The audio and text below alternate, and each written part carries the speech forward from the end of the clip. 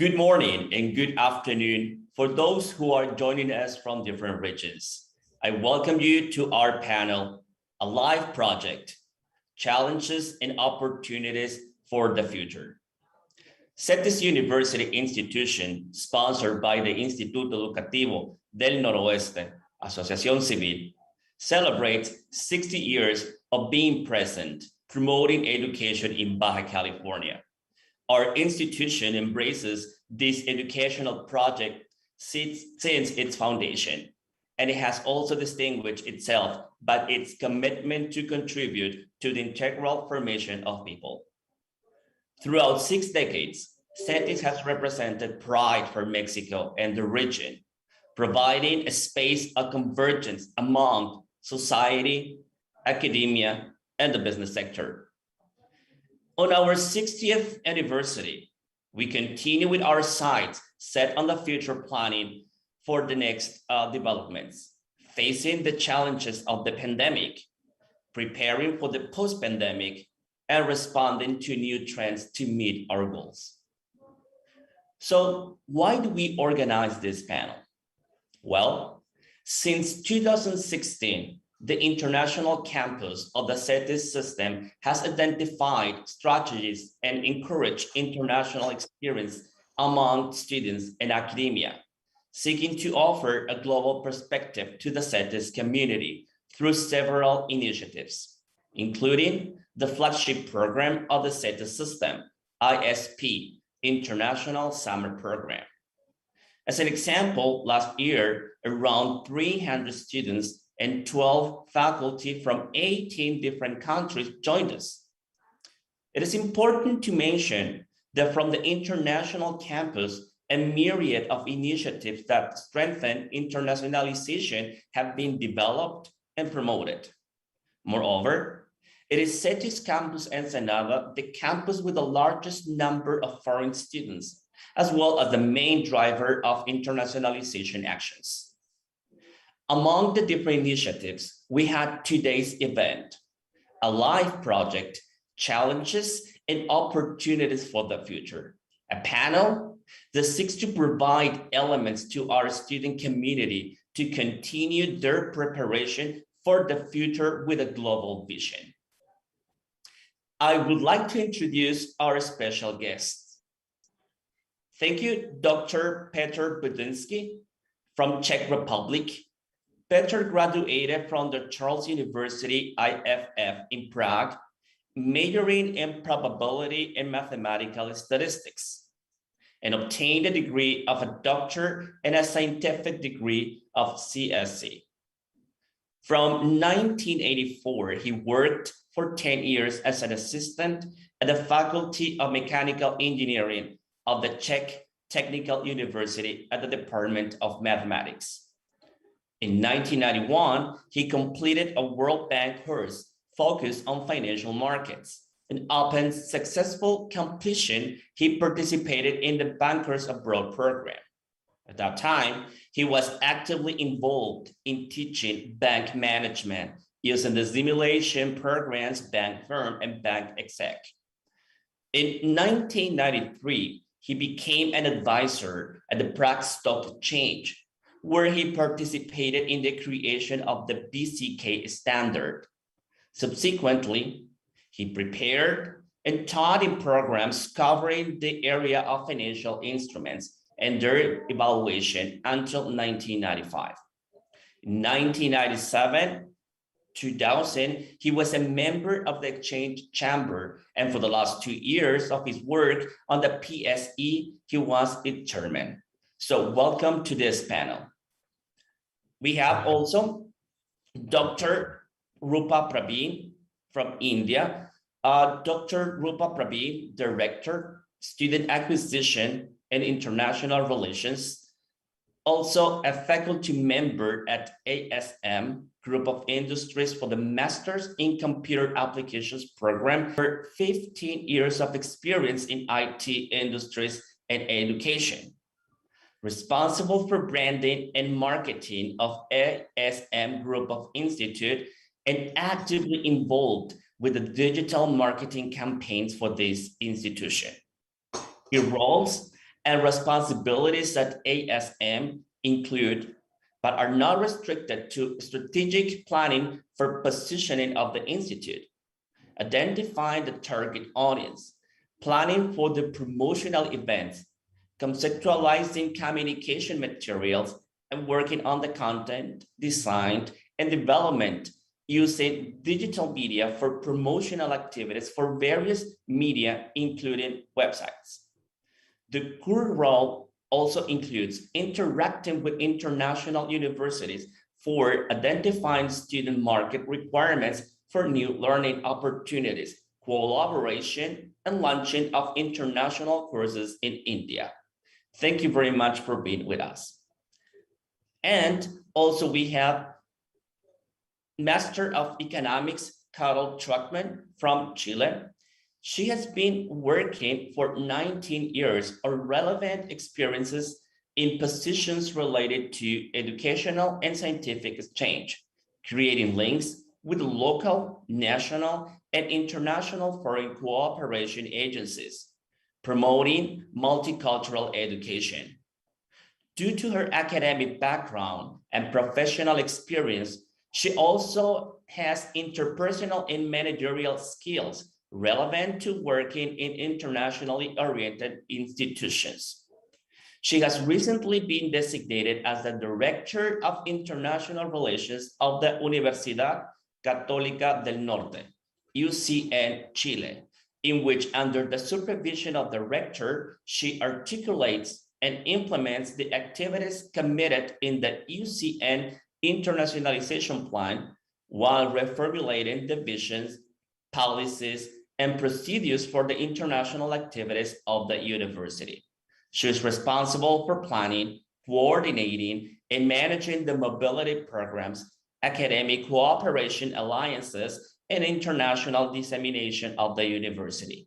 Furthermore, she works in coordination with the higher authorities of the university to implement the plan of internationalization in the strategic development plan of the institution, providing guidance and advice to higher authorities for the effective incorporation of global competencies in the UCN educational model.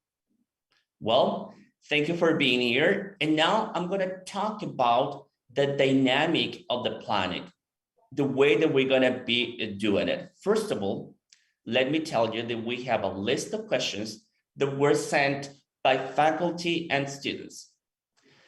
I will ask each question to our special guests. Each of them will have around 3 minutes to answer. After our questions, we will open the forum to questions for our guests.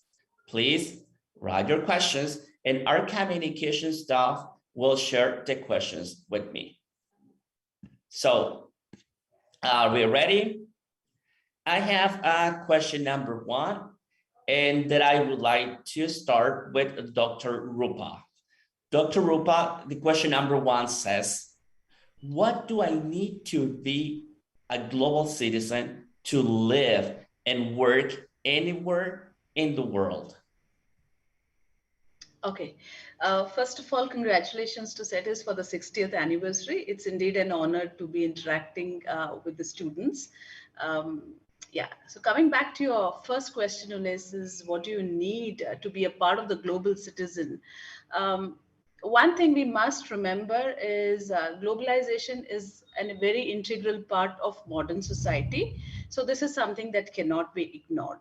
So one of the major challenges that I find is being, or rather having the right cultural fit. Okay, so it is technically very important for each and every student to know about the culture of different societies, the languages to a lot of extent, yeah, and also to understand how people think in different countries, different states, the way they do business, and the way they work.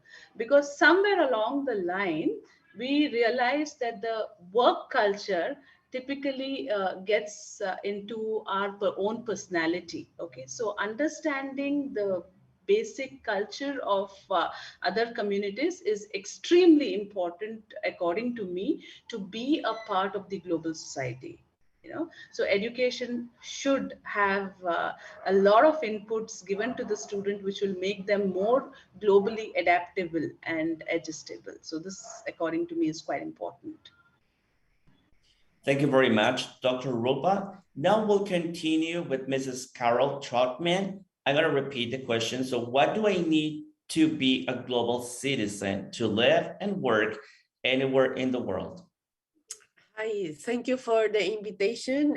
Congratulations on your anniversary, and sorry about my nasal voice. I'm a little, congested today, so I'm sorry about that.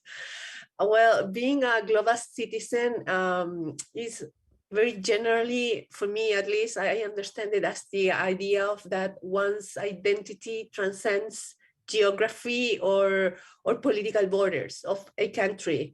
And also it is, for me, it is like understanding the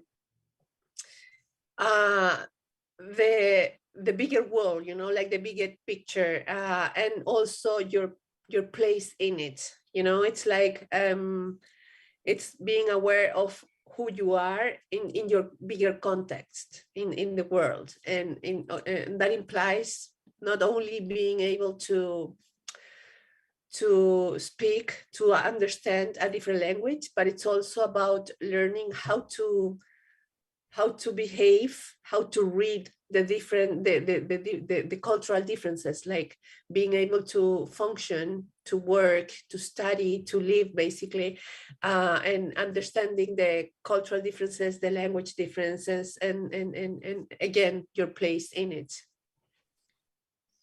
Thank you very much. We'll continue with the same questions for Dr. Peter Buddinski. So what do we need for global citizens to live and work anywhere in the world? So first, allow me to thank you for a kind invitation to our friend university to set this, and I congratulate you with that 60th anniversary. I remember I was there when it was the 50th and 50th anniversary, so great congratulations to that. And I would like to say that now and it is very, very good question, because now the people is different generation. Just to give you an example from the Czech Republic or former Czechoslovakia, the heart of Europe. So when I was in my young age, so there was no possibility even to travel, just let's say to travel to Bulgaria, Germany, to part of Europe, and that was no chance to travel to Mexico, to US, and so now the world has opened.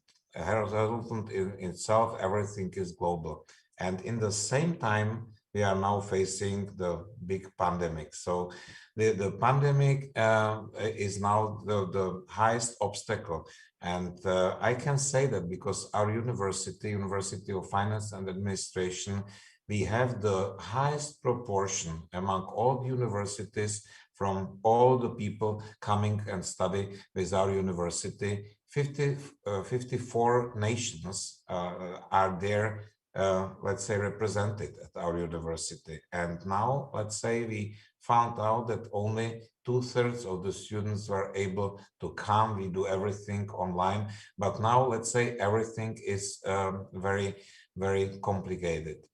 And but I think that after the COVID crisis, the world will be newly opened for, and the young generation, the people are now prepared, let's say, to be global. And I can give you one example which I have in my family. My oldest daughter, she went to US. She studied there for 6 years, then came back, then went to Spain, and now she is in international firm, and she's sent to Spain, then she's sent to Colombia, then she's sent somewhere. And what I couldn't have imagined when I was young is now perfectly clear. She doesn't have the real home because she is all the time in the world. So So the first, what is necessary are languages, what was mentioned by Rupa, and language, it not only English, she speaks Spanish, French, and Russian, and so on. So it is the first assumption. We will talk and cover that later on. But then, let's say, you must understand the culture of the people, and when she lives there, and all the people who are acting in other countries, she must understand not only the language but the culture of that nation. Okay, and I found out that, for example, Mexico and the Czech Republic, it's different culture, but the people are very close to my heart. When we have the students here, so they are very kind, they have very good English and so on. So we are close each other. Some other nations, let's say, we have to understand or try to understand and speak a little bit different, let's say, not only language, but differently with them, or when there are negotiations, business negotiations, and so on. So you have always to respect, let's say, the different culture, and we will cover that as well. But everything after pandemic, I do believe will be opened again. Thank you very much. Can I add something to this? Yes, of course. So in India, you will find a lot of children, a lot of students learning a foreign language. For us, it could be any of it. It could be German, it could be Spanish, it could be Mandarin. So these languages are learned right at the school level, at the high school level. See, the objective is actually to become a global citizen, you know, and these students generally have an advantage, you know, over other students when it comes to building a career for themselves. It begins with learning a new language, a different language, and then it goes on to understanding the culture of other nations, you know. So it's kind of a gradual building block. And this is something which is imbibed right at a very early age. At least that's what I see quite predominantly in India. Thank you very much. So now we're going to go into the second question. And we're going to start with Mrs. Carol Troutman. And the question is, why is it important to know other places, cultures, and etc.? And how does it help me in my professional career, even if it is not related to what I'm going to study? Yeah, I think that's for me at least, is an easy question, because I experienced it myself, you know. When I was at the elementary school or the schools, basically, there was no exchange opportunities. Even when I was at the university, in my university where I studied, there was no possibilities for doing an exchanges, and I wish I had, you know, because then when I finished the university, when I finished my studies, I went to the US and had my first, you know, long haul trip for a start, and then I got to know many people, and I got to learn actually English, and it is not only a matter of an academic experience or a professional experience. It's about the challenges that you face as a person that makes you grow as a person, you know, like your personality. In my case, I used to be very shy, like very not good at talking to people, and then that changed.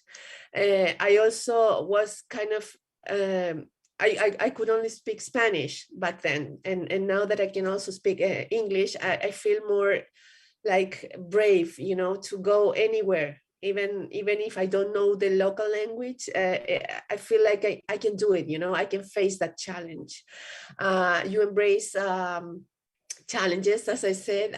You develop some sort of problem resolution, especially if you live by yourself. When abroad, especially if you haven't lived by yourself during your undergraduate studies. I used to live with my family, so when I moved to the US, I was living by myself, and that was, wow, like it was quite an experience. So it also makes you like a grown-up person somehow, you know. It also gives you independency. You have to be able to take care of your personal finances, your emotional, problems, if you have any. Of course, you're going to have some, difficult problems during your stay abroad, but and also gives you, the ability to overcome that. It gives you self-confidence. It gives you some sort of bigger sense of empathy. You are able to understand the world better than if you only stay in your, country, in your town. Also the ability of leaving your comfort zone and being able to adequate to unfamiliar situations or situations that you may not understand at the first place. It also makes you grow as a person. Of course, the language issue, if you go to a country where you have to learn and live and deal with a different language, it's also more difficult, but it also makes you more globally competent, I would say, not only as a person, but also as a professional. Of course, you get to enlarge your network or friends, or even potentially professional contacts. You get more competitive because you are able to navigate in different cultures and different languages.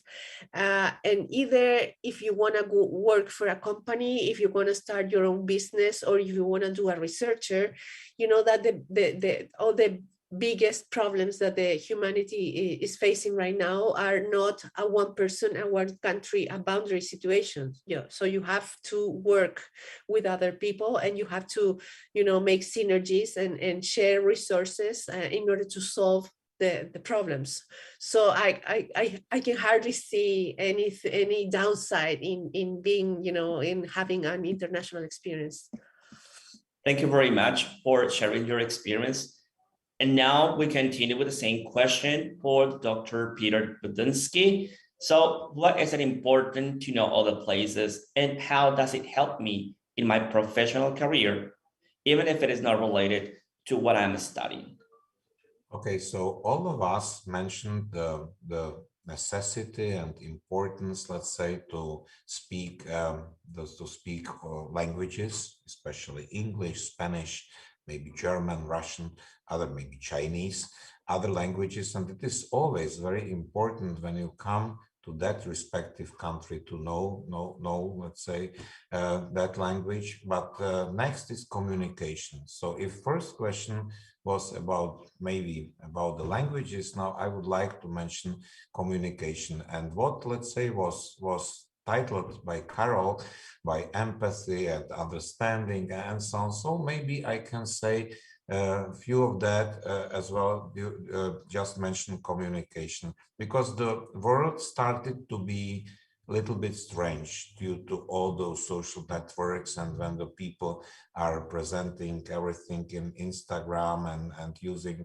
Facebook and so on, and maybe they lose sometimes, let's say, the ability to speak and discuss. And whenever maybe they are in different country, maybe they get that new friends and so on. So for the students, it will give them the different, let's say, dimension of what they knew, let's say, from their own country, and they start to communicate. And Carol mentioned that sometimes you could have had, let's say, some problems in presentations, then let's say you overcome that and so on. And it is very important. If I say that for myself, so for myself, it is very important as well, because I have to understand, let's say, how the people negotiate. When I would like, let's say, for example, to discuss this about sending the students to my university here to Prague,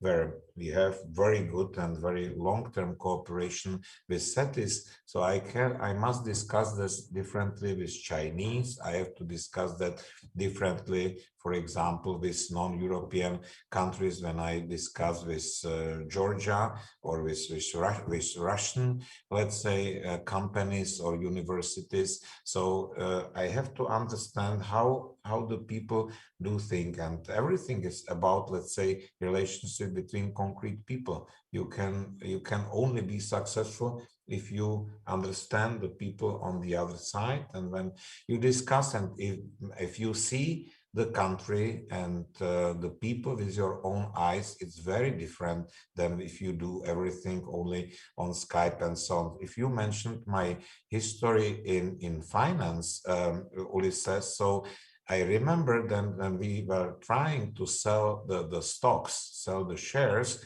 we have always to, let's say, go to the investors, and we could have done everything through Skype, but even this time the investors would like to see the members of the board by their own eyes and tell them and listen to them how they present, let's say, about their company and so on. And that's the things we would like to do with our university as well, and to present ourselves and to listen to what are, let's say, your aims and how and why we should be partners and what are the added values for us. And if, let's say, the proper people could speak and the relevant people speak to themselves, so I think there could be successful. So there I would stress here the communication. Thank you very much, Dr. Peter. We now continue with Dr. Rupa. So why is it important to know other places, and how does it help me in my professional career, even if it is not related to what I'm studying? Okay, I would probably like to answer this in two halves. One is my personal experience. Like how Carol mentioned, we never had an opportunity to, have student exchange programs. So no travel to other countries, learning the culture or the way they work. So my first experience with the cultural interchange or work-related interchange was when I started working. I finished my post-graduation and then I started working, and that's when I traveled first to a different country. And what hit me the most was in India, we most of them speak English. So the countries that we travel to, which are English-speaking countries, we wouldn't really have a problem speaking in that language. But the biggest challenge that we faced was non-verbal communication. We really couldn't figure out what the person on the other side of the table is trying to communicate without using words. So this became a challenge. Over a period of time, it got a little more comfortable. We could understand body language. We could understand the way people do business, without even speaking too much. So this is something which we learned quite late in our career. Whereas things are not so easy now. There's a lot of competition. And as I mentioned in the beginning, the modern world is very thoroughly, embedded into a globalized society. And when it comes to a globalized society, having skills like finance, marketing, management, or technical skills is not enough. What you really need is to engage yourself to be a good or a very productive global citizen. And considering how the pandemic has affected us, there are no geographical boundaries these days. The kind of businesses that we carry out, the kind of products that we are involved in, all this has made sure that interaction between different countries, different cultural backgrounds is at an all-time peak, and hence it has become extremely imperative for each one of us to ensure that we fit into the global citizen culture, and especially with the pandemic coming in. So that's it from my side. Thank you very much, Dr. Rupa. Now we'll continue with the third question. We start with Dr. Peter Buddinski.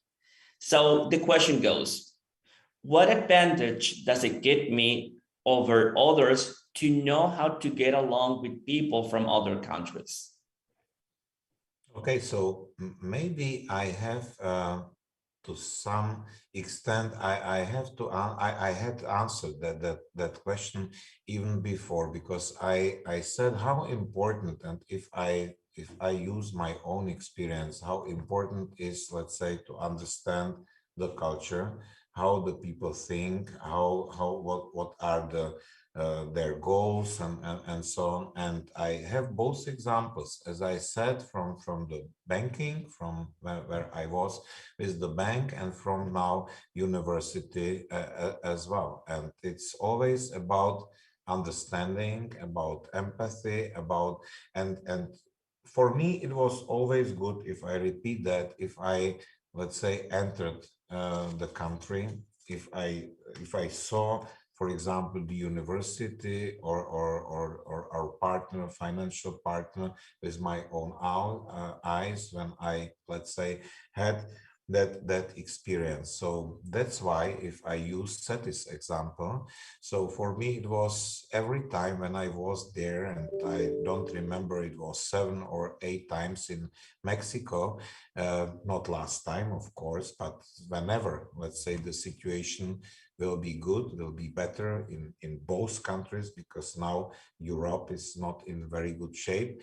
So whenever one of my first trips will lead to Mexico, because I remember all 3 campuses, Ensenada, Tijuana, and Mexicali, and all 3 campuses, let's say, I found there, let's say, how they do, let's say, their business. I spoke to the students, I presented to them, and it always enriched me, even when I, let's say, use the topics which are normal for me to share with them in the Czech Republic with my own students. And when I was in Mexico, I got different questions than in Prague, and we were, and then I used, let's say, to let's say, think over, and the people when asked me, for example, about, let's say, your own currency, how will be Mexican peso toward the US dollar, and I, let's say, using the inflation differences, I explained, let's say,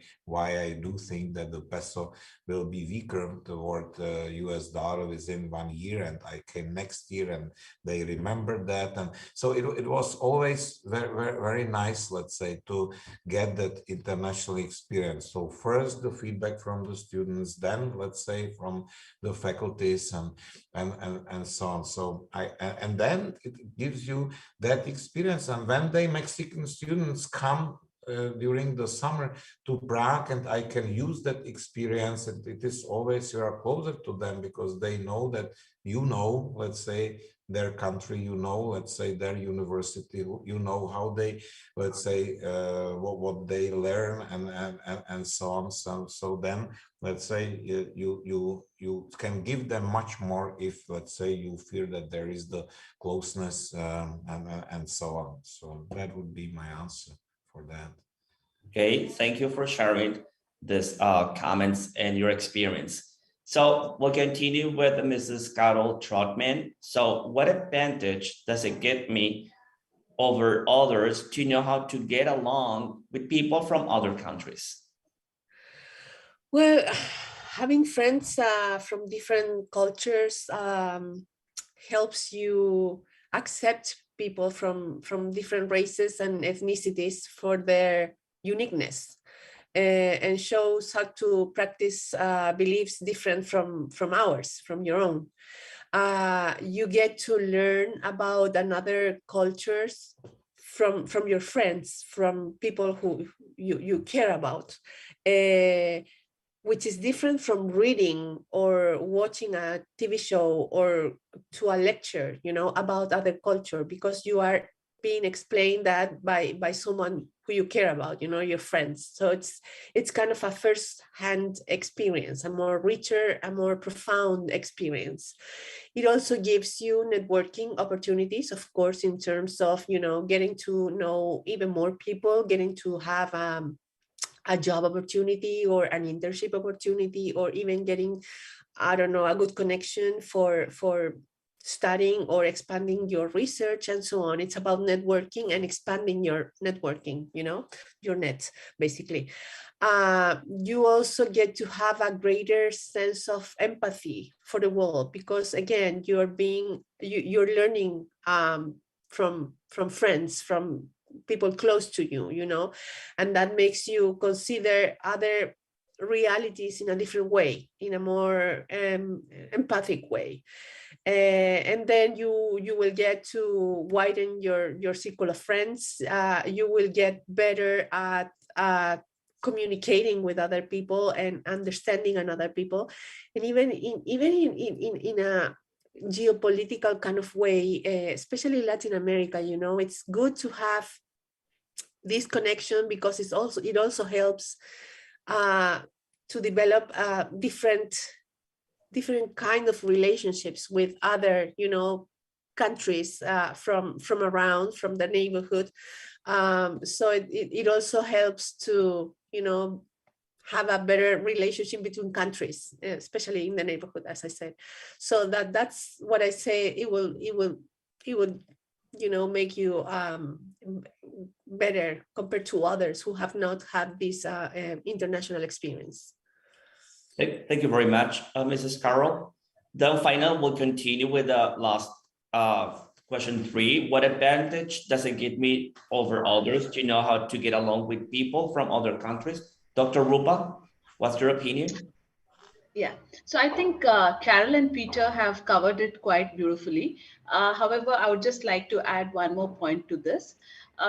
If you talk about huge corporations, multinationals, let's talk about Microsoft or maybe Honeywell or even Mercedes, Daimler Chrysler. Now, these are organizations which are operating from different countries. They are based out of India, they're based out of China, they're based out of even other countries, though they typically happen to be an American and European companies by themselves. Now, what essentially happens is there are a lot of students who graduate maybe with the engineering background or a management background. Now, there are very few of them who, as Carol mentioned, have the exposure and experience of having lived in some other country and having, experienced the various, the cultural way of interacting with people from different ethnicity and different cultural background.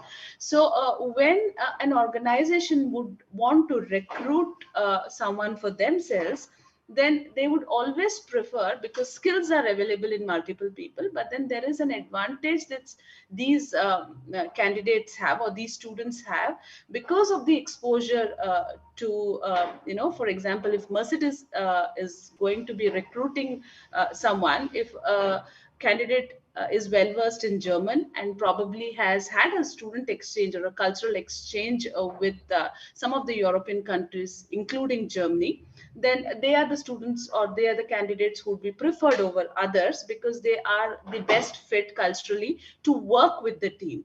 And the reason for this is, by default, every organization would look for more profits, more productivity, and if you can gel with the team in the right way, then obviously the productivity increases, and it's a happy environment for everyone. Because if I am not exposed to a particular culture, then it becomes very difficult for me to perform well, to be happy in the working environment, because it's very different for me. It's very difficult for me to adjust to that environment. So if I'm not happy, I am not the best employee. Apart from this, even if you want to be an entrepreneur, again, as we all have been saying, that there are no geographical boundaries these days. If you want to be an entrepreneur, you would probably want to do business with other countries. Okay.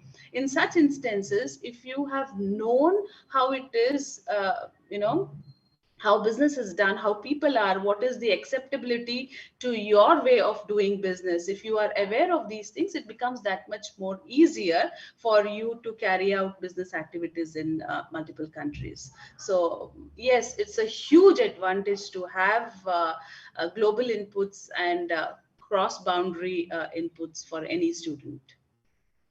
Thanks, Dr. Rupa. Actually, I would like to follow you and continue with the following questions, which is the number 4 that says, from your point of view, is there any risk on investing in an international experience, Dr. Rupa?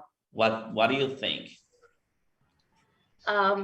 Just a one line, it's an absolute no-brainer. So there's no risk in investing in global exchange programs or global inputs. It's definitely not a risk. I wouldn't call risk and investment in the same sentence in any case. It is going to be a very positive and successful investment. Thank you. Dr. Peter Buddinski, what's your point of view? Is there any risk on international experience? I think I agree with Rupa that it's always very good to invest, but I can see some risk there associated with that investing. And it is, for example, concentration risk. So concentration risk, like our university, when we have concentrated to abroad, and we have every third student was from abroad, 54 countries, as I said, represented there. And then due to COVID, let's say 2 years, let's say, we are under big pressure there. So some universities where they are not so much focused to that, let's say, were then in better shape. Other risk I can see is like every time it's counterparty risk, for example. So if you have university, but here SETIS is, let's say, for a great partner, okay? I have some other universities on my mind where you prepare, for example, the program, study program, common program, you spend a lot of energy. Let's say you have the staff there, lecturers, everything, professors, then first group comes and so on. And then let's say, even if you have exclusive contract, then that university, let's say, find in the Czech Republic some other partner and so on. So which is very unpleasant and so on. So that's why, and I have that risk, that counterparty risk, and I know it is always about the partners. So for me, always, let's say, SETIS and some other universities from Europe, it is, let's say, good, let's say, example where I know the people, I know that I can, let's say, rely on what they say will be done. It's true. If they say we do this, then we do this. The same is from our side, and I can rely on them. So it is very, very important if you have international partner, even maybe more important to have very reliable partner. And then, let's say, third risk, which I may see here, which has something to do with the first risk I have mentioned, is that, let's say, sometimes you prepare fantastic program, you prepare something and so on, but then it's not realized from different reasons. So it's not necessarily, let's say, be COVID. So it can be, which is, let's say, big risk, like global risk now we face for, let's say, 1.5 years or even 2 years. But it can be other risks as well, with financing, with whatever, with that not proper people there, or some people may leave from your partner university who, let's say, led the project and so on. So of course they are the risk, but I understand what Rupa said, that, let's say, it is always, let's say, good to invest, even taken. It's like with all the investment, there are some risks and there are some revenues, and that you always should have the revenues, let's say, as high as it goes. So you have to take some risk, of course. Okay, thanks for your opinion. And finally, for this question, we have Mrs. Carol Trotman. So from your point of view, is there any risk on investing in an international experience? I tend to agree with Dr. Rupa Praveen on this one. The only risk I can think of is the risk of getting like too internationalized, that you lose your own sense of identity, your cultural identity, like embracing so much other cultures that you end up losing yourself. That's the only risk I can think of in terms of one person, But if I think in terms of the, I don't know, the host institution somehow, or the host country, the risk of concentration that the other colleague was mentioning is also a matter of being careful.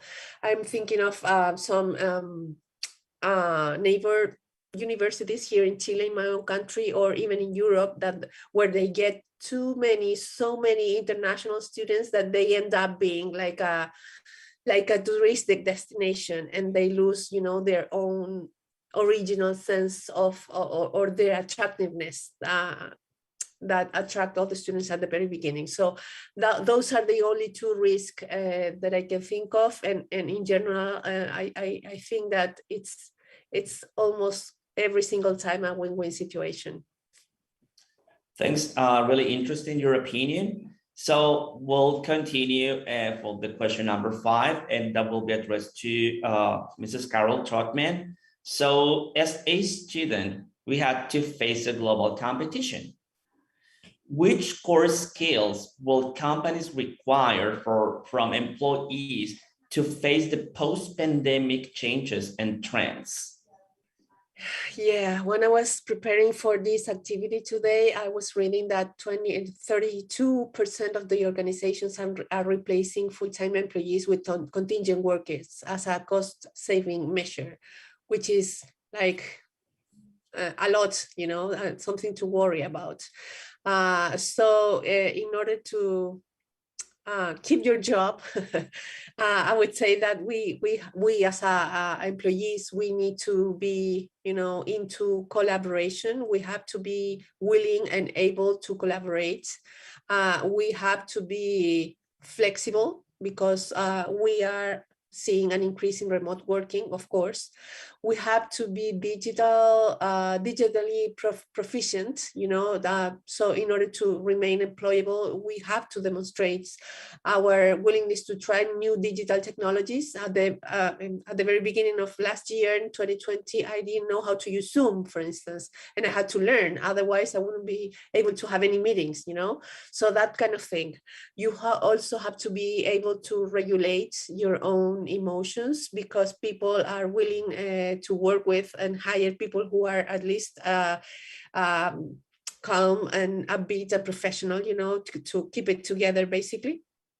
I already said about the flexibility. In order to be or remain employable, we have to be more accepting of the change. I cannot imagine a more challenging time than this one, you know, in terms of, you know, working from home and try to deal with job and the kids and the family and so on. So yeah, it's been a lot of change, and so we are learning how to deal with that. And that would be basically my answer. Thank you very much, Mrs. Carol. So we'll continue with Dr. Buddinski. So as a student, we had to face a global competition. Which core skills will companies require from employees to face the post-pandemic changes and trends?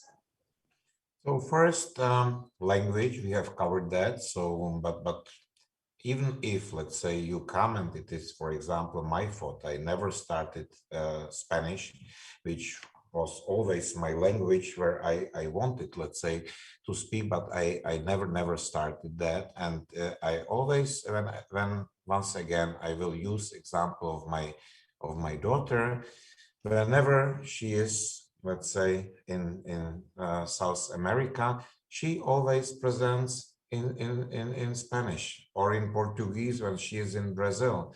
When, let's say, when she is, let's say, in Paris, what was last week, she moved, let's say, her presentation to French, because they discovered that the people were not able to be all of them in English, because when you are in France, there are, let's say, some, let's say, problems with English especially, and they would like to hear that in French. So Spanish, French, English, so language, maybe number one. Then communication, we entered or let's say touched that during our second question. So communication, it is very important in this, let's say, global and very complex world which we are now.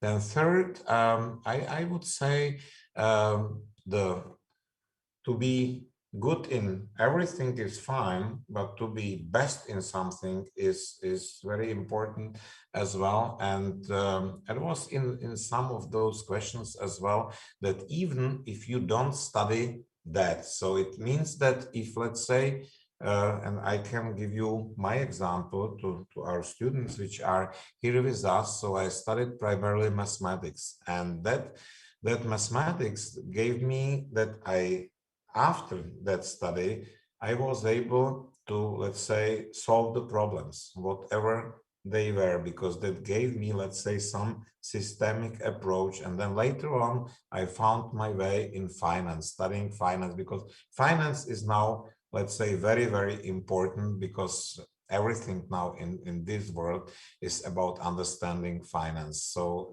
many things, let's say, from the public finance through other things and financial instruments and so on, all the crisis now and that everything. So that's very important that the students, whatever they study, they will find their way, let's say, to understand even other areas. What Carol titled that in very nice word, which is called flexibility. So flexibility is very important on that, and then and it's not the last one, but I would like to mention once again what we have covered is that international experience, because the more you have seen, the more you have listened to other people, other cultures, it will enrich and, let's say, enlarge your horizon, your scope of your ideas, of your minds, and so on. And if, let's say, you would like that the people, let's say, would, let's say, listen to you, you ourself or yourself must, let's say, bring them the messages in the way that they do understand. Thanks, Dr. Buddinski. So finally, we have these questions for Dr. Rupa. So as a student, we had to face a global competition. Which core skills will companies require from employees to face the post-pandemic changes and trends? Okay, so I think Carol has summarized it completely when in her answer. So I would kind of reiterate the same thing. So we've always spoken about having the right cultural fit and becoming a global citizen. But post-pandemic, the core skills that is expected out of the students is yes, flexibility, staying relevant, adapting to technology. I mean, these are some core skills which you cannot do without. Carol gave a very relevant example about learning to use Zoom. So it's as simple as wanting to learn Zoom, to a lot of other technological adaptation that people have had to do during the pandemic. Yes, rightly said, working from home, working remotely, there are so many changes that people had to adapt into. The entire lifestyle has changed. So somewhere along the line, becoming mentally strong, sustaining yourself is also pretty relevant and important. So becoming a very strong individual is probably now considered one of the core skills too. So yeah, that's it. Thank you very much, Dr. Rupa. Well, finally, I would like to ask you for a conclusion about this life project, challenges and opportunities for the future. Our students in high school, they're trying just to do their best. What will be your conclusion for the life project for them? Ulysses, could you please repeat the question? Yeah, as a final conclusion, I would like to listen to you in the way that what would you recommend to our students that are right now in high school with this panel where the life project, what will be the challenges and opportunities for them for the future? Okay, the students who are from the high school, I guess they're quite lucky in a way. Reason being that they have seen one of the worst phases, that a mankind could see, and they have learned how to overcome one of the biggest challenges that humankind has faced. Yeah, so they are, for all the more reason, more stronger and more better as individuals. Yeah, so that's the biggest challenge that they've already overcome. They are born in a period, and they have been part of this period where technology has been a part of their fingertips right since the time they were little children. So adapting to new changes, new technological advancements is not very difficult for them. Yeah.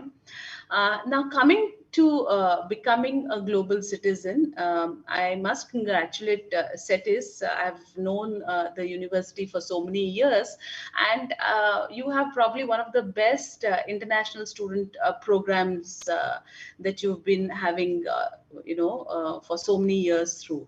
So I find the students from CETIS more culturally tuned to be a part of the global citizen than many other students that I have had the opportunity to come across.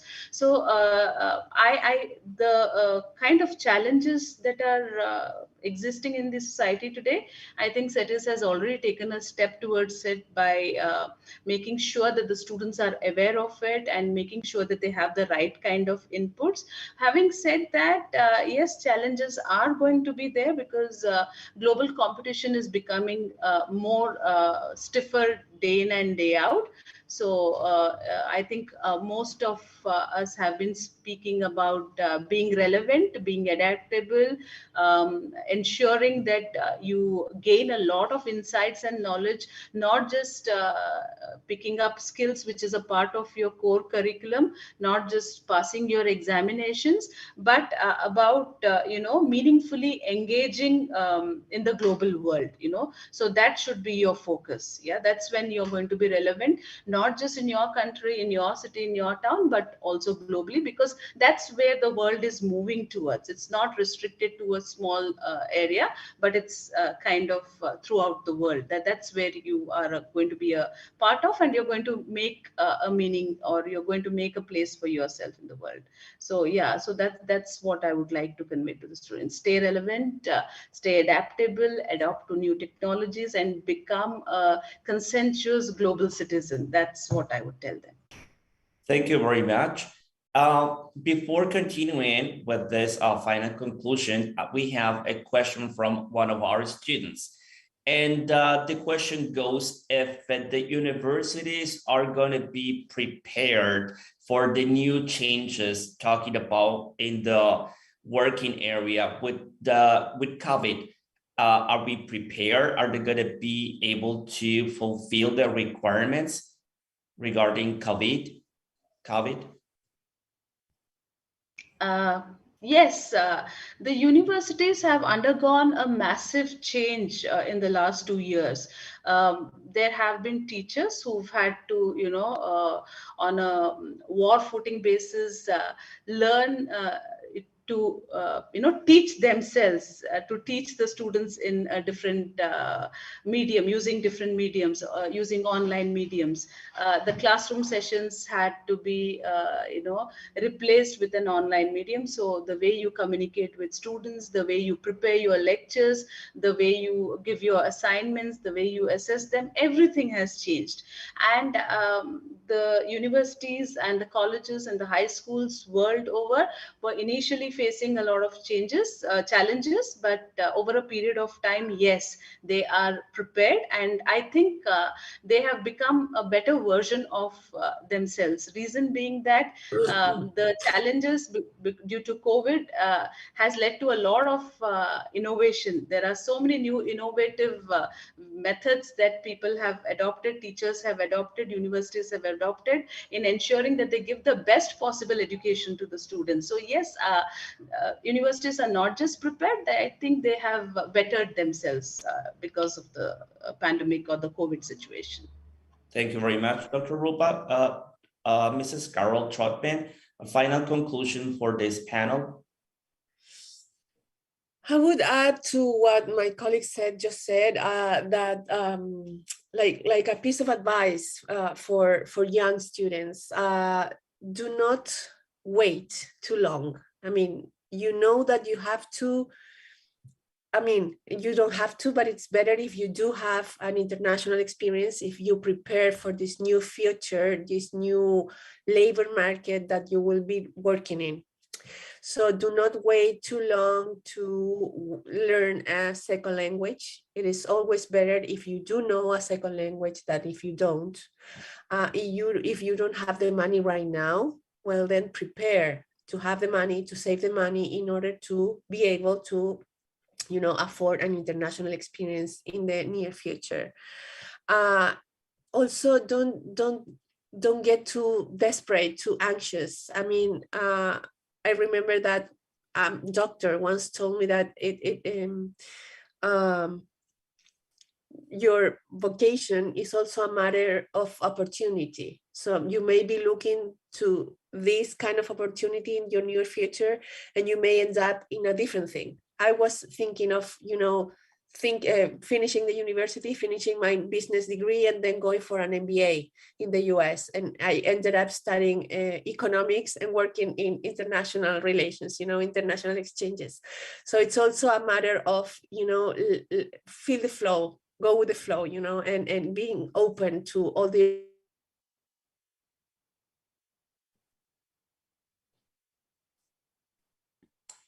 So thank you very much. We have another question.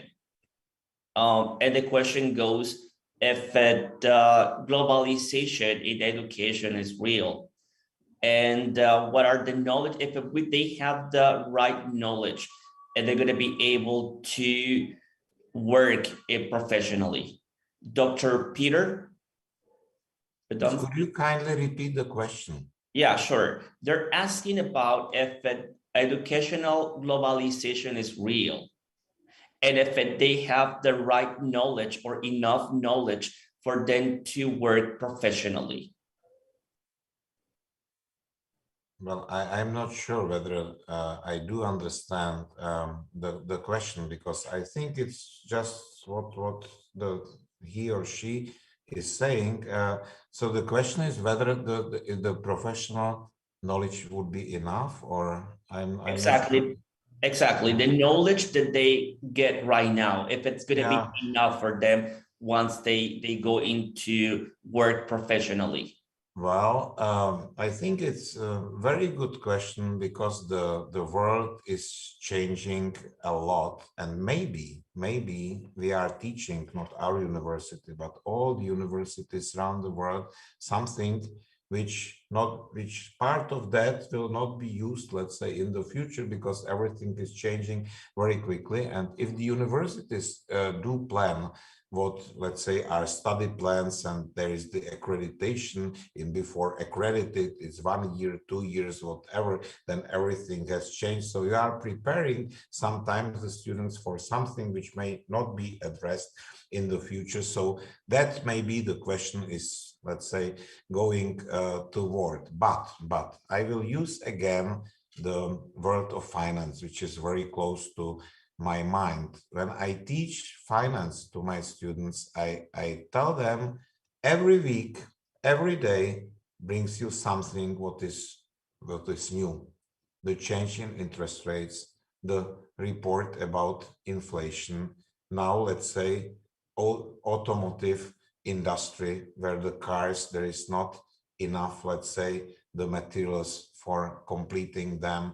Then the price is going up, oil industry, or price of the oil, and so on. So I try to give them all the instruments that they can then address that everything by themselves. So to that student who has asked this question, I would like to say, be open to the methods, let's say, how not only to get, let's say, the knowledge, but how to let you understand the world changes, to understand how the world is, let's say, working, the procedures there, and that everything, and be open, what Carol indicated, be open to the opportunities. That's very important. Carol said, don't wait too long.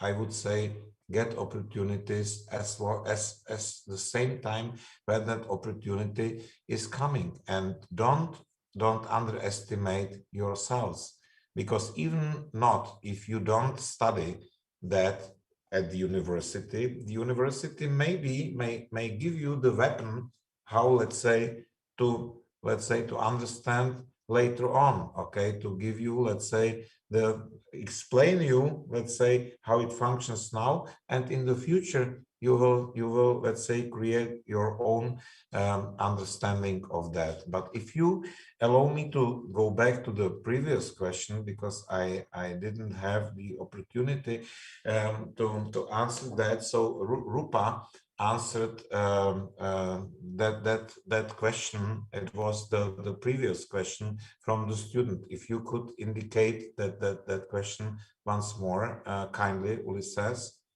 It was the previous question what Rupa has answered about that, let's say, online, and that everything, or I can address that without, let's say,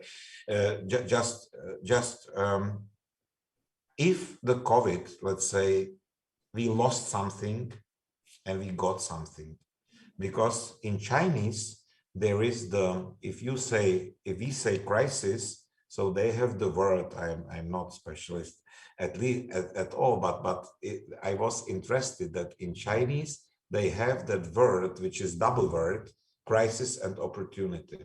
And I think that every crisis brings us some opportunities. And now when all the universities, how Carol mentioned, let's say, had to use the new methods, innovation, what Dr. Rupa mentioned. So it gave us, as the universities, we were made, let's say, do so, but it gave us through innovations, let's say, hardware, software, everything. We are, let's say, recording everything, putting to the system, so students can come again.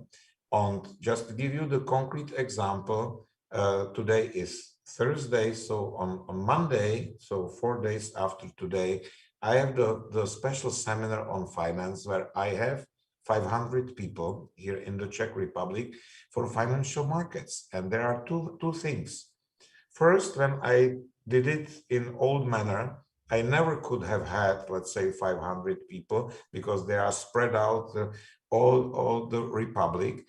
And I said that I everywhere will do that this way as well, in special seminars. Some of them will be on site, but some of them will stay forever online. So something were brought by that, the new opportunity, because the people can sit at those computers and listen to that 1,000 people same time, 500 people, whatever. So the online teaching, it will never vanish, even if COVID will not be here next year. Maybe COVID will be over, I don't know, but online will be still with us. We will use that opportunity. We will use those innovations in study program, in everything, and so on. So I think that the young people, when we said, let's say, use the opportunities, so they have to follow, let's say, all those new innovative processes, and let's say try, let's say, to use these new innovations as well. Thank you very much, Dr. Buddinski. Finally, we have a question addressed for students, and this goes to Mrs. Carol Troutman. They're asking, are universities prepared to face the challenges for new international generations? I think we are getting ready to face these new generations. The first and major challenge was the COVID, and I think we are, approving somehow the tests. And the universities, we are including these new methodologies and these new ways of connecting people and integrating people from all over the world, and putting more emphasis in not in the language giving, not in the giving of the knowledge, but in the acquisition of the receiving of the knowledge, and that's putting more emphasis in the students' ability of developing critical thinking and learning by themselves, by their own means, and it's also that it's also a very important change, I would say, in the way that we universities, at least in Latin America, are still teaching. Okay, thank you very much. Well, on behalf of CETIS University, we thank you for being here and to celebrate the 60th anniversary from our institution. Thank you very much. I believe all the students and here myself learned a lot about your experiences. Thanks a lot, and I'm looking forward to seeing you either here in Mexico or India, Czech Republic, or Chile. Thank you very much for being here with us. Thank you very much. Thank you very much. Thank you. Bye-bye. Bye.